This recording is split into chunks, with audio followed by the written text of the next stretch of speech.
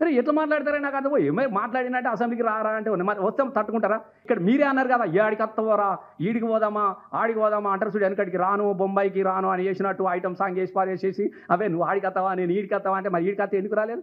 మరి పెద్ద సిపాయిలు మరి ఎందుకు పోలేదు? ఈ మదియాస్కు కానీ అద్దెంకి దయాకర్ కానీ ఎందుకు పోలేదే?